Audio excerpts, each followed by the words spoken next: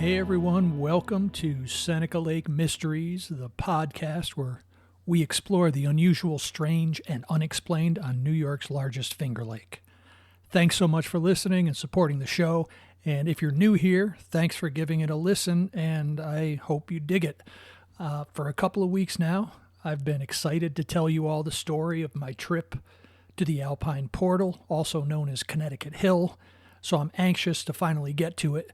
We're going to hear a conversation I had last week with Rick, who was the guy who made the whole trip happen. Rick contacted me because he wanted to show me something he found in a remote wooded area of Connecticut Hill.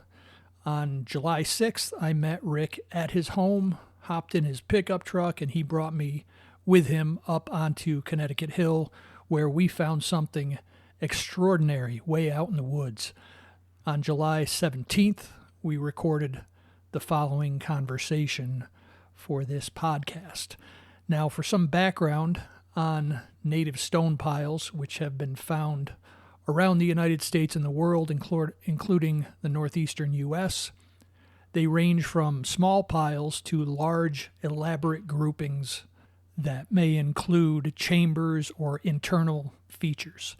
Some were used to mark trails and burial sites, while others held ceremonial importance to the people who constructed them. It can be easy to confuse more recent stone piles with these ancient native stone piles. There are stone piles that were created by farmers clearing fields, by early colonialists who constructed stone piles as fences or to mark property lines, and some are created by modern hikers or artists. Native stone piles are differentiated from modern piles by their location, the arrangement and types of stones, and sometimes archaeological data. So Connecticut Hill, which was populated by Europeans from around 1795 through the year 1900, a large amount of logging took place there, and around 2/3 of all the trees on Connecticut Hill were gone by the year 1900. So much of the wooded areas on the hill have regrown in the last 125 years. There were also many farms, residences, and mills on Connecticut Hill. So there are a lot of old foundations and stone structures that can be found pretty much everywhere. So it's important to note that when I talk about native stone piles on Connecticut Hill, I'm not talking about those remnants of colonial occupation. Now, unfortunately, there were some technical issues when Rick and I recorded our conversation, which caused us to start late, and then there were echo problems during the show, so if I sound distracted, it's because I was hearing my own voice loudly echoing in my headphones. The echoes also ended up on the final recording, so I had to do a lot of editing and audio adjustments to make it sound presentable. So you might hear some glitches and edits, but I didn't really lose anything important from the conversation after I edited the discussion. Also, at the time of the recording, I hadn't really reviewed the photos and the video I took on that day, so some of the details we talk about aren't entirely accurate. So immediately following the recorded portion, I did an additional segment providing more information and background on our findings up on Connecticut Hill. So make sure after the conversation part you stick around and listen to that follow-up segment. So thanks again for listening. I'm so glad you're here, and let's get to my conversation with Rick.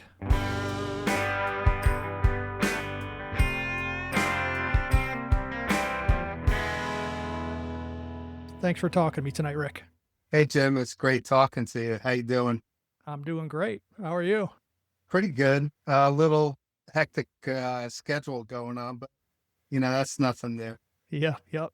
Yeah, we had some technical issues and other issues, but thankfully we're getting into it now. So how long have you lived in Alpine, and kind of what brought you to the area? So actually living here, we bought a farm in 2018. So that puts us right around the 7 year mark. Um, we've been coming to the area though for at least 15 to 20 years, hunting and fishing up Right. here. Right. And you're a listener of the podcast, which I appreciate. And then you heard episode 6 that I recorded at Willard Cemetery with Soraya Ascath from Where Did the Road Go podcast. So what was it about that episode that grabbed your attention and prompted you to email me? So the state of New York, up on Connecticut Hill, every fall has a rifle season for hunting deer.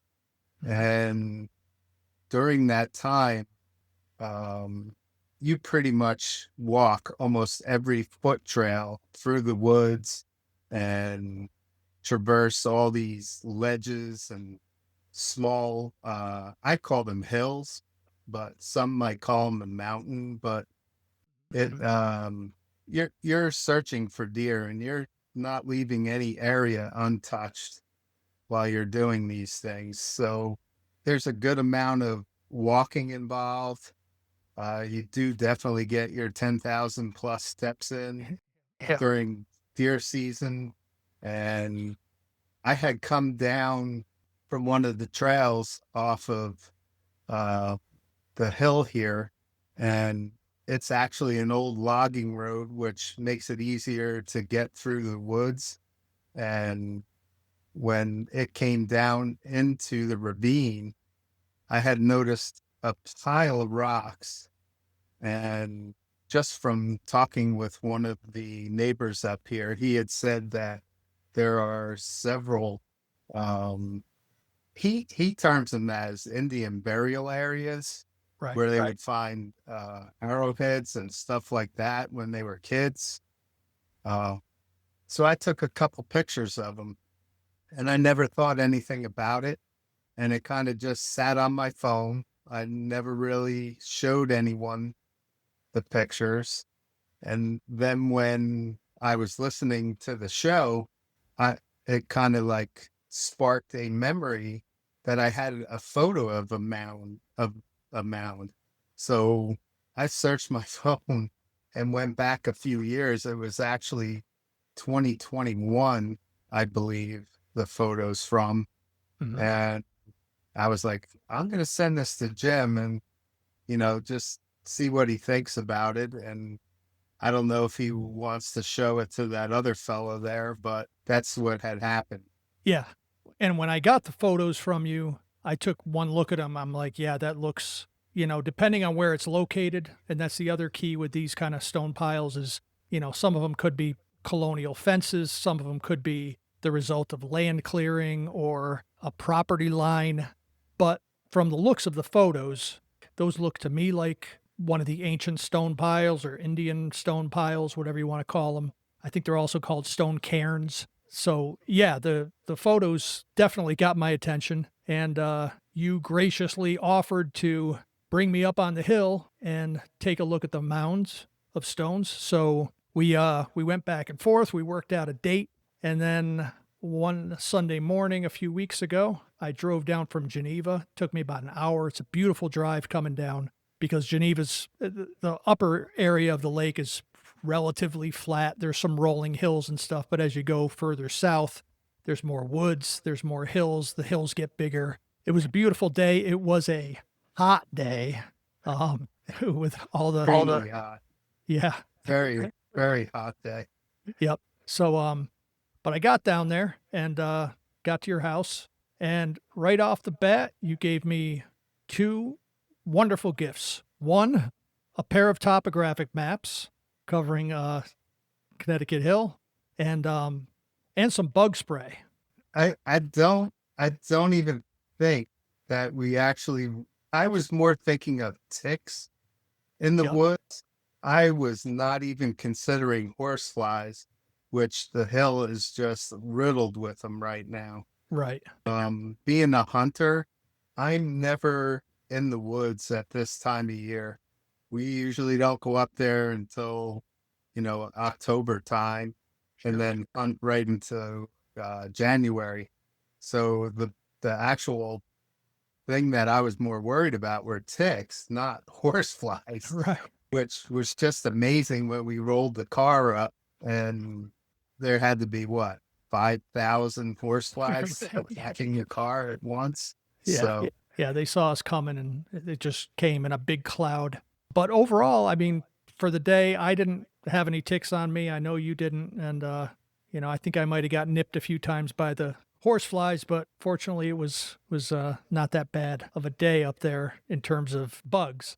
So we got in your pickup truck and we went up on the hill and we parked at a spot that you were familiar with. We didn't go to like a trailhead or anything like that for the Finger Lakes Trail. We went and parked near a field that you're familiar with, right? yeah. Um, and the real reason being was the actual point of where that stone pile is.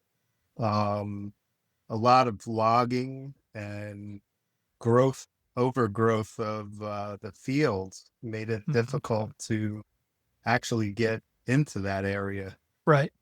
So yeah, we got out of the truck and we started walking through the field and immediately I realized that I'm not in the physical shape I thought I was in. I mean, I was prepared to walk. I mean, I expected we were going to get in there and it was going to be rough terrain and it was going to wear me out a bit. But the field hadn't been mowed for a long time, so the grass was like up to our waists, and that's just like walking through sludge or like snow. I had traversed in there one time when there was about 8 to 10 inches of snow during muzzleloader season Mhm. for deer, and it's one of the hardest things to walk through. But that grass was just amazing how hard that was Yeah, as it pulling at your body as you're walking through really. it. But man, I really thought we were going to have a tick problem after we got out of there. But Y- Yep. Oh, you either got way, lucky. we made it up. Yep. So we got through the field and then I don't remember exactly how it all played out from there, like where we went, but you had your phone with you and you had the location where the photos were taken. However, there's no cell service up there. Right. So the actual area is like a dead zone for cell phones. So it makes it very difficult. You'll go into SOS mode quite a bit. So without knowing the hill, you can get lost. And I've heard a lot of stories about hikers and hunters that just get lost up there. They get turned around, Yep. and from what you saw with me, I'm pretty sure that you were kind of like, gosh, I hope he knows where he's going next. Yeah. Yeah, that was in my head, but I just kept trusting you. I was like, "All right, he's been here. He's been coming here for years. He knows where he's going." I tried to kind of keep the location in my head or just kind of keep my bearings as to where we were going, but Yeah. the combination of it being totally unfamiliar to me and being really hot and being, I was exerting a lot of energy. At some point I was just like, I don't even know. I have no idea where I am. So I'm just following you. Yeah. And we wound up catching up with one of the loops to make some of it a little easier. Yep. Once we got to the end of the trail, we had to come off the trail to get to where these stone piles were.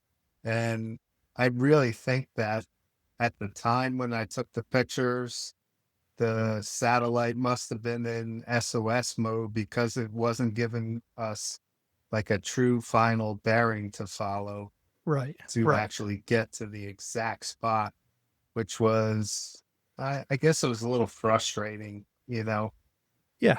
But I know that from looking at when I took the photos, the time that the photos were taken, we were probably walking around for about an hour. And I do distinctly remember right before we found the stone piles, we were at the bottom of a ravine, and we're just kind of looking around, like not sure where it is. Where can it be? And I remember I said to you, I said, you know what? Honestly, if you just want to call it a wash, we can.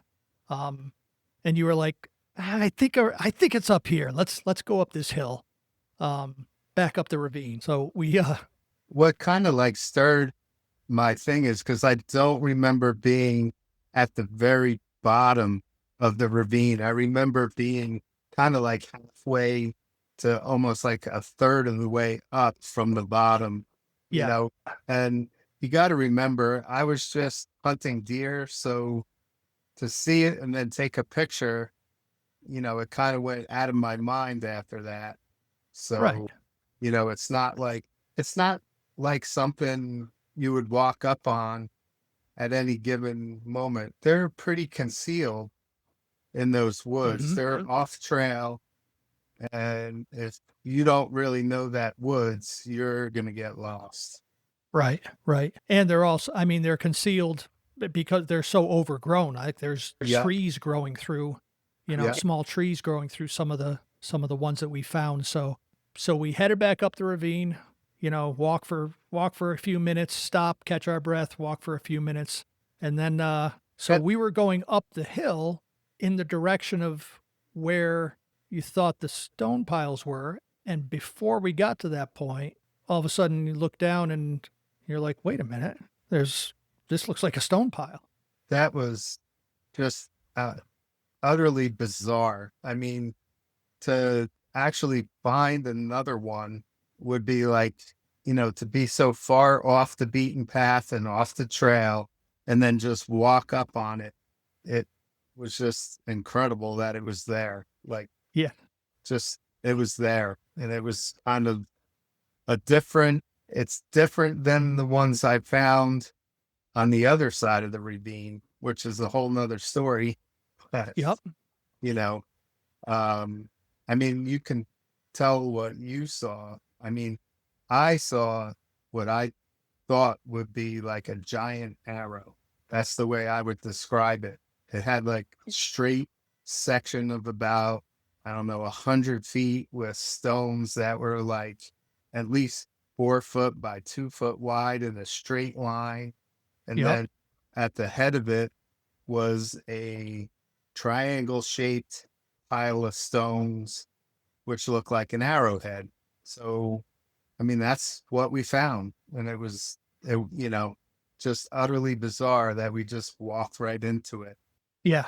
Yeah, for sure. I mean, we were looking for a completely different stone pile, and it was in our path. I mean, we weren't looking for that specifically. It just ended up being in our path. And yeah, what it looked like to me, I agree that it did look like the one main pile that we first found, which was at a somewhat large sized boulder at the quote unquote tip of the arrow, Hmm. which is pointing almost due north, Hmm. from what I remember. Yeah. Um, and at first, I'm looking at the pile and I'm like, wow, this is a big pile of stones. There's no in the whole ravine. I mean, you see a stone here, a rock there, but you don't see more than two of them in any given area. And there were probably, I don't know, dozens of them all in this big pile. And as I'm looking at it, I was kind of going to the south end of it. I was like, where exactly does this pile end? And then I look to my left and there's another boulder, like a little further up, maybe 10 feet, 15 feet away. So I'm like, oh, I wonder if that's part of this. And I walk over, and that one also is surrounded by stones, other smaller, different size stones all around it. I look up again, there's another boulder, walk up to that one, same thing. There's stones around it. It was hard to tell if it was all one big long pile or not. And then there was another boulder. I think there ended up from the main pile that we stumbled upon. I think there were like 3 or 4 other boulders all lined up in a perfectly straight line, connecting the whole thing. And yeah, I see where you could get that it's the shape of an arrow, because it was a straight line, and then the stones came to the point right at the end. Yeah. And so I was curious because once I started to take a picture of that group of stones there, I wanted to see what it would show me as, a GPS plot location for the picture. Hmm. And ironically enough, it was dead straight across from where my map was showing the other stone pile. So it was almost as if the arrow head was pointing directly to that other stone pile, Yeah. which was kind of amazing to me as well.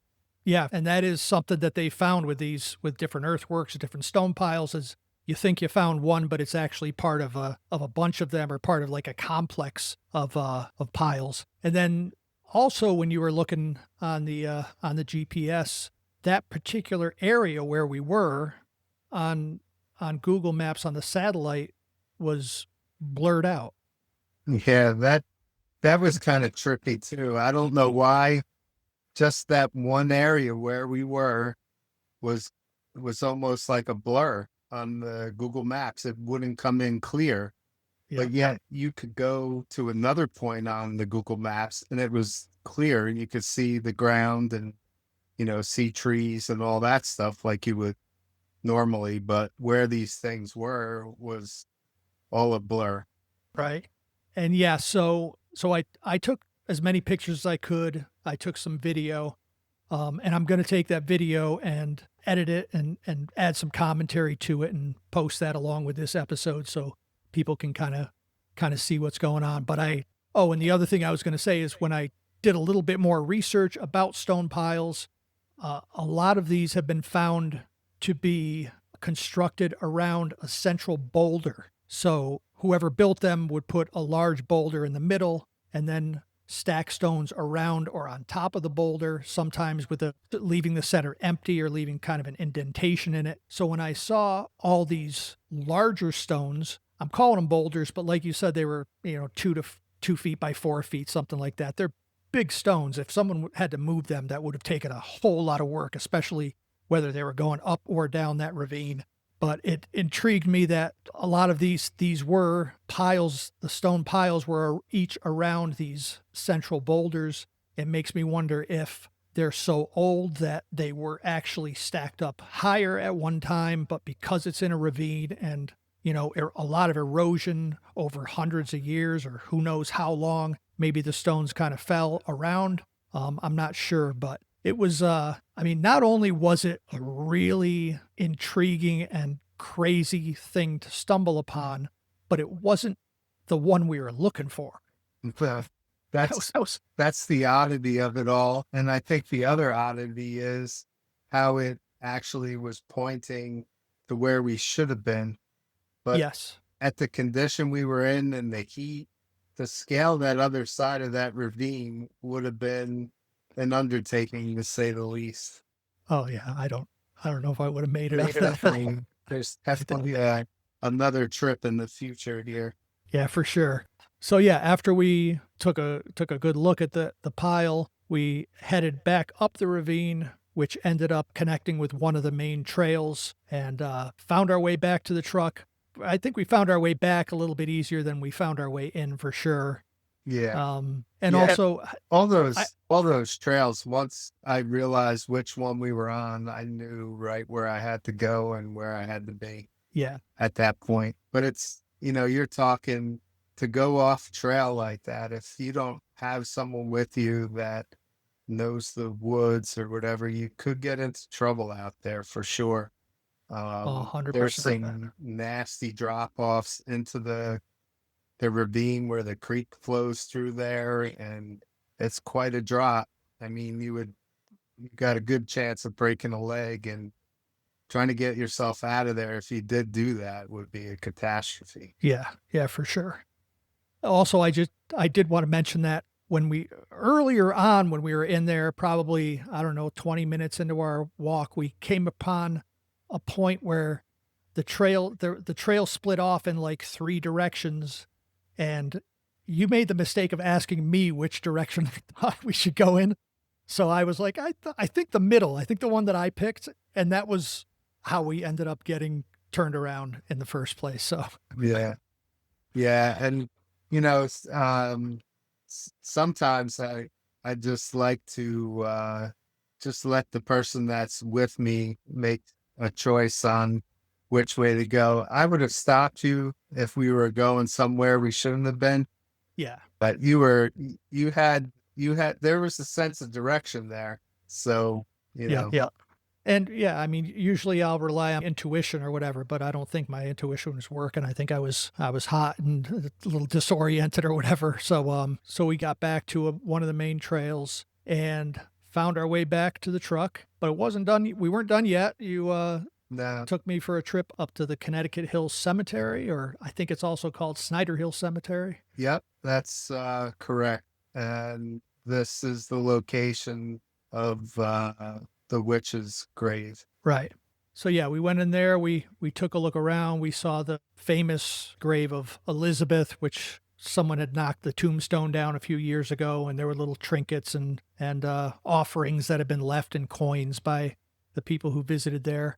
There were a couple people there when we got there, and they were just leaving. But also, I do want to mention to anybody who's getting any ideas of going up there is make sure you have four-wheel drive, whatever you're bringing up there, or at minimum all-wheel drive, and don't get too creative on which roads you're going to go down, because some of them are really washed out and Yeah, there's a couple of Jeep clubs that go up there, which we ran into on the way out. But yep. you know, those roads, some of the ditches are over 3 foot deep. Yeah, So even a four-wheel drive truck would get stuck on their bottom of the truck and not be able to get out of there if you didn't have four-wheel drive or something. So after we were done with the cemetery, I wanted to show you the schoolhouse uh-huh. foundation, which there used to be a schoolhouse up there, and a lot of stories, you know, tell about um, people hearing children playing in the school grounds, which is actually a dense woods now. You know, there's hardly anything that Right. resembles a school there, but Schoolhouse Road is the one that takes you out there, and I would not traverse that without four-wheel drive for No, sure. no, no. And a That lot was of that some of these roads, once you get going, you can't turn around until you come to either the end where there's a bigger opening to turn around. right. In the middle there, you're not going to turn around. Yep. Yeah, for sure. Yeah, so we visited the cemetery. Nothing crazy happened. I didn't have any strange feelings or hear any voices or but I could get us I could kind of tell why it is a popular place for people, because it definitely does have a weird vibe because it's so old and it doesn't look like a cemetery. It looks like, you know, a wooded area. But Yeah. then as you look through the weeds and everything, there's a tombstone here, and Yeah. They date back quite a bit, some of them into the 1700s and early yeah. 1800s. So you see, you know, the past of Connecticut Hill is there for sure. Yep, for sure. And same thing with the schoolhouse. It was really cool to see, but you know, nothing paranormal or whatever happened when we And you stopped got to off there. remember, we were there at 2 o'clock in the afternoon, so we would have time to hike through the trails there without getting into dark or something like that. Right. So, but I liked your Yeah. comment about the schoolhouse and how remote it was, and how would you bring your kid all the way out to that school? Right. I mean, I guess, you know, years ago there were a lot more people living up on the hill, but yeah, it didn't it was just a weird place to find a schoolhouse. Like how and wh- why would you find a place and put your schoolhouse? Seems like a place that's so hard to get to. Yeah, I couldn't But even imagine trying to take a horse and carriage out there. You would have to walk to all these places. That's the only thing I could think of, right. you know? So it Yep. took you 2 hours to get to school in the morning and 2 hours to get back home because you had to Right. walk. So yeah, then we kind of headed back. We did go by. I remember, you were pointing out different things. We went by like a pond, a pond that's up there. Yeah, they reference it as the Beaver Pond, Uh-huh. and there's similar stories that there once was a mill there.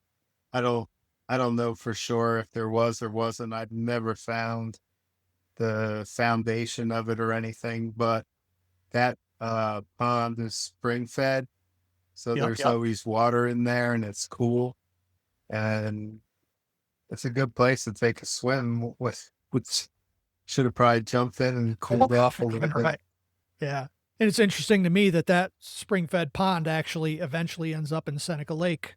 So, Yeah. ties it all together. Yeah. And what is really cool about that area is it's the point where some places drain to the south and some streams drain to the north. So that's like a divide there where that all happens. And Oh, okay. yeah, if you do some research into it, you'll see that there's I believe it's Cayuga Creek, and that one runs down to um, the Susquehanna, but yet the other one runs to Seneca Lake from there. So, I mean, they're going in different directions, but Yep. who's, I guess it's just the way the ground is from there. Sure. Interestingly enough, Yep. that could be part of the oddity in the whole Alpine Portal thing is that that area is like a water divide, like it splits there. Right.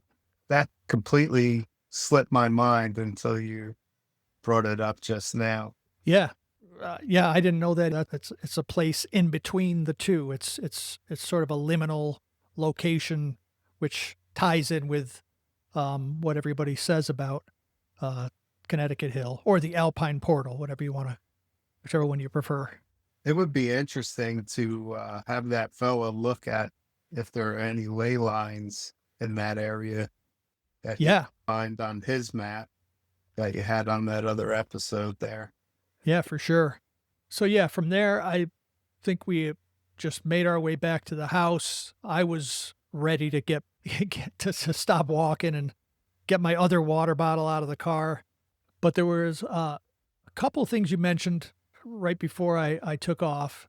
And, we went up there. We went up there looking for one spot. We ended up finding a different one. So now I know of two that are up there. And then you told me about a landform or whatever you want to call it that's up on Connecticut Hill. And do you want to tell us about that? Yeah, it's like a large quartz deposit. So it would be like just a bunch of quartz that's running through the area. Um, we found a couple of rocks, and you just kind of like pick them up and bring them home to look at them. But I Hmm. had showed you the one piece of quartz there with it's got like a grayish colored metal in it. Yeah. Not sure if it's lead or silver. I don't know. But yeah, it's just the whole side of the hill has large pieces of quartz that are up there. So How big are they? um some are 6 foot pieces of quartz. So you're not gonna just pick it up and walk out of there with it. Right. It's definitely like a heavy machinery kind of situation. But there's things that you're not allowed to, dig up there and take Right. things out like that. So I want to stay away from it. But it's cool to see, and it's interesting to add to all of the theories about how energy and how people feel differently up there. And they call it the portal, and it could be just a giant energy battery from all the quartz that's Right. hill. Yeah, the quartz and the metal that's running through it as well. Yeah. That was and the little sample that you did show me was so interesting just because like you mentioned it's pure quartz and then you just see these grayish silver veins that are just running through it. Yeah. And So that's exactly what the larger stones up there, this are coming out of the ground like that. There's it's hard to determine whether how deep it goes into the ground because you can't dig it, but mhm. sticking out of the ground. So, Yeah. yeah, I mean, it's huge. And but the other story, you told me that you saw some kind of strange light in the sky Hmm. near the hill. So we have a patio in the back and we have the hot tub. So we'll spend time relaxing out on the patio and stuff. And the one night we saw what looked to me like it was like an orangey reddish fire. It just looks like fire, but they Hmm. kind of like swing around and swirl like the fish fireworks that you would see on the 4th of July. Right. These were these were coming across the sky, and then when they kind of like got right over our area, which would be the north facing side of Connecticut Hill, and they kind of like did all this swirling in the sky and then just kind of like not burnt out, but just dissipated, I would say. Hmm. They didn't they didn't do anything spectacular. When I saw them, the first thing I thought of were Chinese lanterns, like oversized Chinese lanterns. I mean, because they look big, because you're Yeah. seeing them from the ground and you could see them up in the sky and they're up there a couple 100 feet. And at first I thought, okay, so maybe they're getting caught in the wind current and they're just flailing around. And I was waiting for the fire to kind of like burn whatever it was and then watch it fall to the ground, but it never Uh-huh. fell to the ground. Like I said, it Right. just dissipated. It didn't, it didn't, it didn't take off. It didn't, you know, fizzle down to the ground, nothing like that. It just went out of sight. Yeah. We see a lot of the satellites and stuff, and we've seen Starlink go through. So this was definitely different. You know, Yep. we're used to seeing those other things and planes and everything like that, but this was just something different. Yeah. All right. Yeah, I think that about covers it. It was an amazing day, and now I want to go back. I got to get back there and I just case. I'm always game for going up there. It's a really cool area. So I'd like to get you to go see that quartz that's up there, and I'd like to bring you to that original rock. Yeah, Yeah, 100%. 100%. So part two. Yep. Part 2 coming soon. Yeah, thanks again. Thanks, Jim.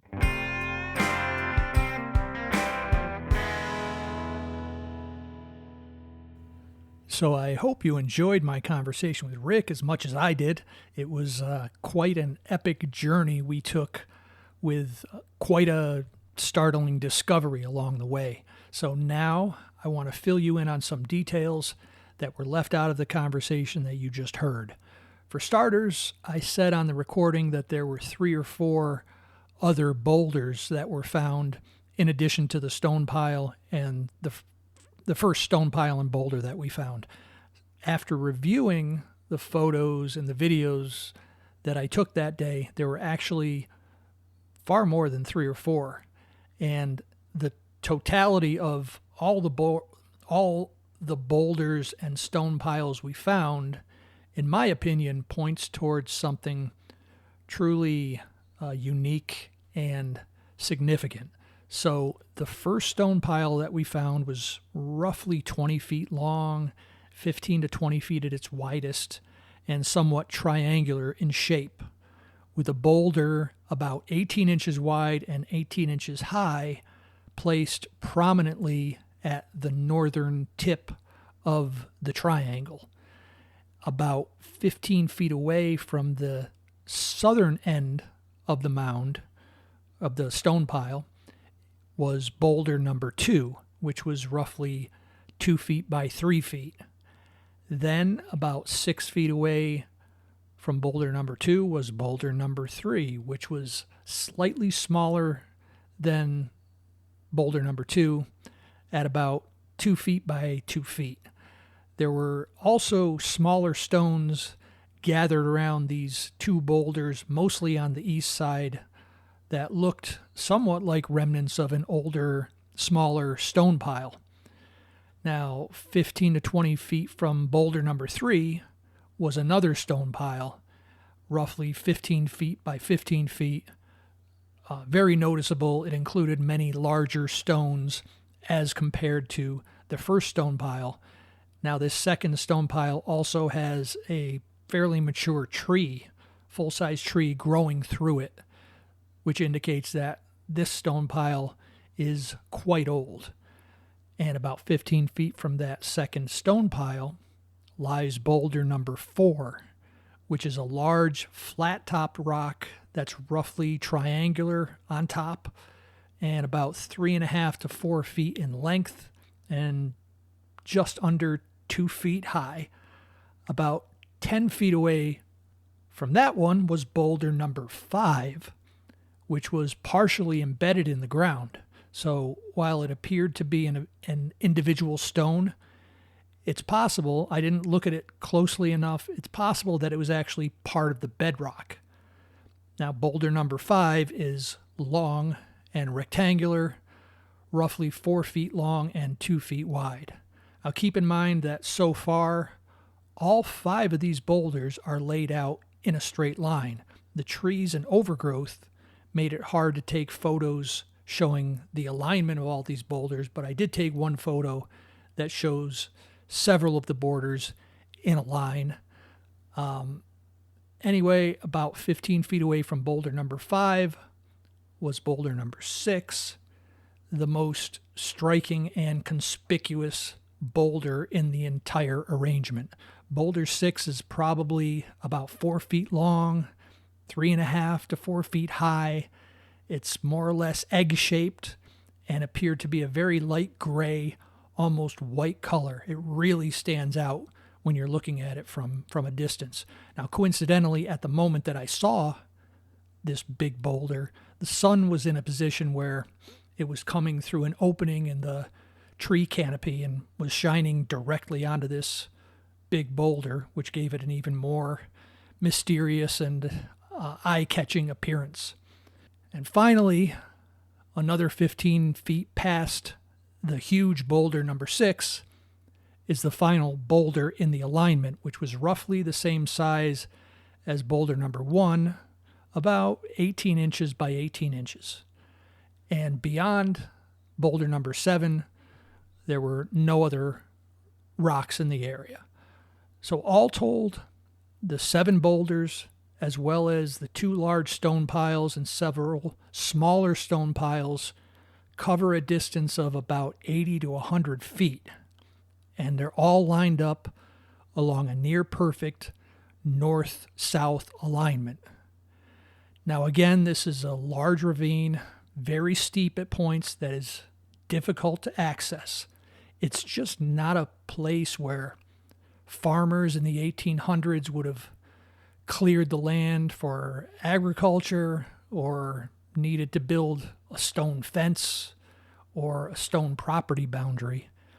And if it were some sort of glacial deposit, it wouldn't drop all the stones, including multiple large boulders, in a nearly perfect straight line along a north-south axis.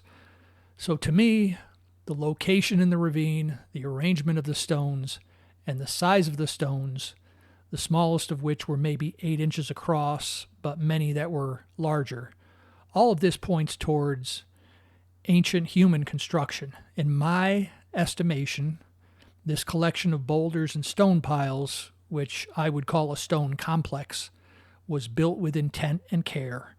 It might have been a trail marker, but trail markers likely wouldn't be such a large arrangement covering 80 to 100 feet total. So at this point, I believe that this is most likely an ancient, sacred, ceremonial stone complex built with intent and care. Now, I'll be releasing a video in conjunction with this podcast where I will share some of the photos and footage that I captured of the stone complex and explain them in detail and show you the layout and the alignment. So check this episode's description for a link to that video.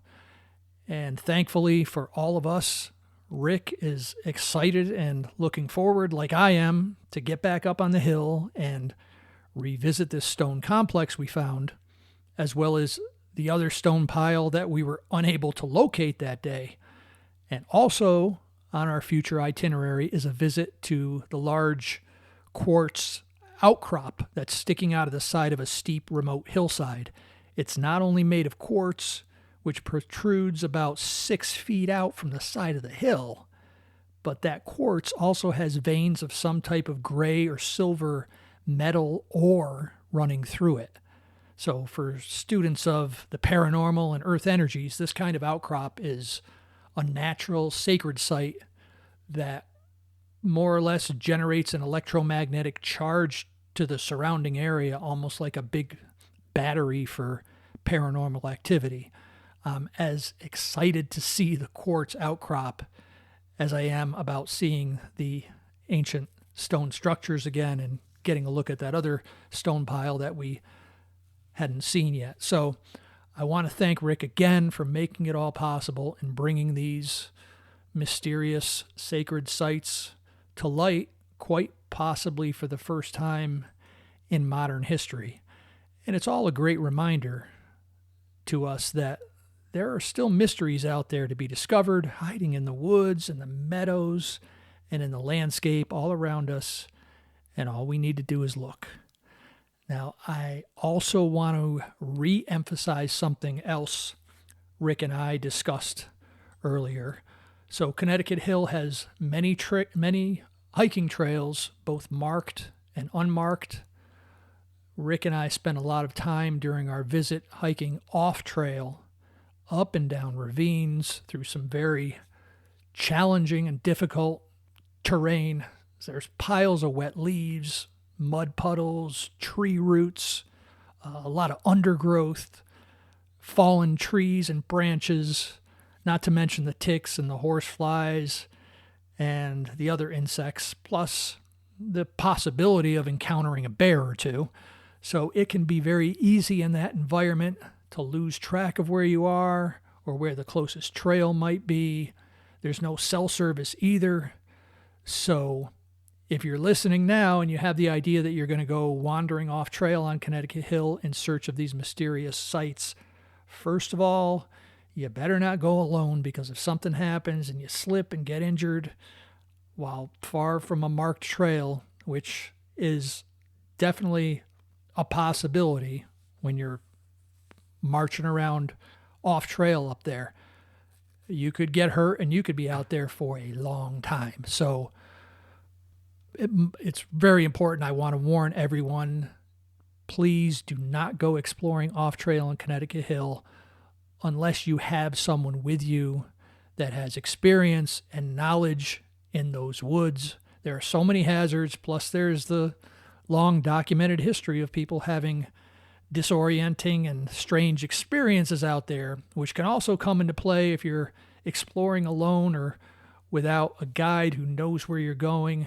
So please, folks, use extreme caution. If you listen to this podcast, please use extreme caution if you decide to go exploring the Alpine Portal. Oh, and one other thing, on more than one occasion in previous podcasts, I've stated that Connecticut Hill is part of the Seneca Lake watershed, which means that the streams that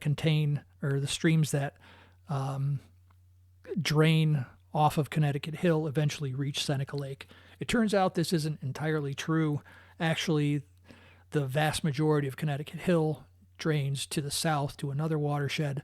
There are a couple of small streams very close, like within a mile of the edge of Connecticut Hill that make their way to Catherine Creek and Seneca Lake. But the Finger Lake Seneca Lake watershed doesn't officially and technically reach all the way to Connecticut Hill. So before I wrap it up here with all the talk about Connecticut Hill over the last couple episodes, I wanted to point out that it's not the only high elevation spot around Seneca Lake with a history of reports of the strange and unexplained. And although it doesn't have the same profile, same high profile reputation as Connecticut Hill, the Finger Lakes National Forest is a place that I'm looking forward to spotlighting more in the future, including one UFO sighting that involved multiple witnesses and multiple aerial objects that took place near Burnt Hill not too long ago. So if anyone out there has experienced anything strange in the Finger Lakes National Forest, please send an email to podcast@senecalakemysteries.com or leave a voicemail at 607-307-1167. I won't use your name on the podcast unless you tell me to, or tell me that it's okay. I did receive one story from a listener who had a strange event up in the Finger Lakes National Forest, which I'll be talking about in a future episode. As always, I want to thank you all for listening and supporting the podcast. If you enjoyed the show, please continue to share it and like, comment, subscribe, follow, rate, and review everywhere so we can keep building this momentum and continue spotlighting all these mystical, magical, weird stories around the lake. And again, the absolute best way to stay up to date on the podcast and all activities and news related to Seneca Lake Mysteries is to visit the website, senecalakemysteries.com, and subscribe to the email list. I will be releasing new stuff in the future, specifically on the website and nowhere else, so make sure you subscribe on the website so you don't miss anything. Thanks again for listening, and I'll talk to you next time.